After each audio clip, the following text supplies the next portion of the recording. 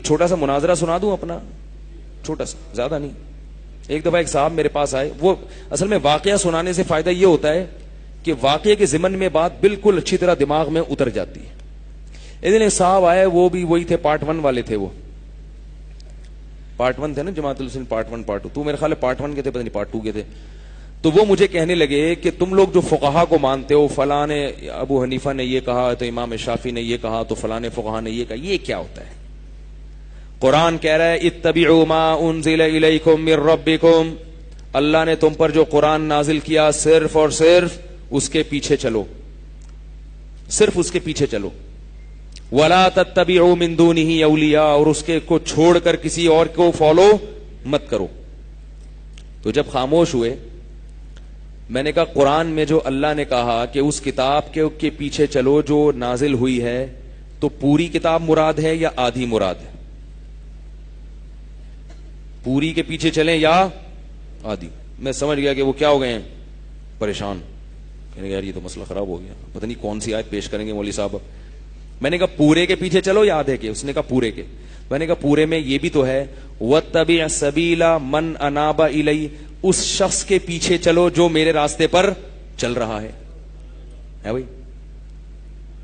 تو اب دو قسم کی آیتیں ہیں. ایک آیت میں ہے کہ ڈائریکٹ قرآن پہ چلو, اور ایک میں ہے اس کے پیچھے چلو جو ڈائریکٹ قرآن پہ چل رہا ہے. یعنی گویا ڈائریکٹ نہیں چلو بلکہ اس کے پیچھے چلو جو قرآن پہ چل رہا ہے.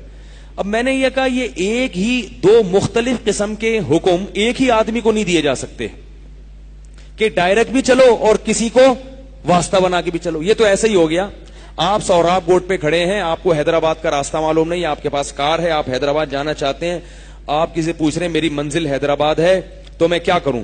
ایک طریقہ تو یہ کہ آپ کو ڈائریکٹ حیدرآباد کا راستہ بتا دیا جائے, بھائی یہاں سے یوں جاؤ, ڈائریکٹ جاؤ, نوری آباد آئے گا, پھر یوں آئے گا, یہ نقشہ ہے, گوگل میپ ہے, سمجھ سکتے ہو تو ٹھیک ہے, آپ نے پورا گوگل میپ سمجھا, آپ جا رہے ہیں. اور ایک طریقہ یہ کہ یار آپ گاؤں کے دیہاتی ہو, آپ کو گوگل میپ کا نہیں پتا, ٹھیک ہے نا, آپ کو کچھ بھی نہیں پتا گوگل میپ کے نوری آباد کدھر ہے, تو پھر آسان یہ کہ بھائی اس کو آتا ہے, یہ جو ٹرک جا رہا ہے نا حیدرآباد, اس کے پیچھے پیچھے چلو, یہ وہیں جا رہا ہے. اعتماد دلا دیا کہ یہ کہاں جا رہا ہے, یہ ادھر ہی جا رہا ہے, لہذا اس کے پیچھے پیچھے چلو. اب آپ جب اس کے پیچھے پیچھے جا رہے ہیں تو وہ آپ کو بلا کے کہتا ہے نہیں ڈائریکٹ جاؤ. کہتا ہے ڈائریکٹ جاؤں, اچھا میں ڈائریکٹ, نہیں ڈائریکٹ نہیں جاؤ, اس کے پیچھے چلو. تو کہتا ہے بھائی یا تو ڈائریکٹ جاؤں گا یا پیچھے چلوں گا. آپ کہتے ہیں نہیں, دونوں حکم کو ایک ہی وقت میں فالو کرو, ڈائریکٹ بھی جاؤ اور اس کو فالو بھی کرو. وہ کہے گا یہ کیا درد سر ہے بھائی. تو یہ دو متضاد حکم ہیں کہ قرآن کو ڈائریکٹ بھی فالو کرو اور کسی کے پیچھے بھی چلو. تو ایک ہی آدمی کو ایسا خطاب نہیں ہو سکتا. تو میں نے کہا کہ یہ الگ الگ کیٹیگری کے لوگ ہیں نا, ان کو خطاب ہے. جس کو پورا قرآن آتا ہے وہ ڈائریکٹ قرآن پہ چلے گا, اور جس کو پورا نہیں آتا جیسے کہ آپ کو نہیں آتا, ان سے میں نے کہا یہ والی آیت نہیں آتی تھی آپ کو, وہ والی آتی تھی نا. جب آپ لوگ کی نہیں آ رہا تو پارٹ 1 کی سمجھ میں کہاں سے آئے گا.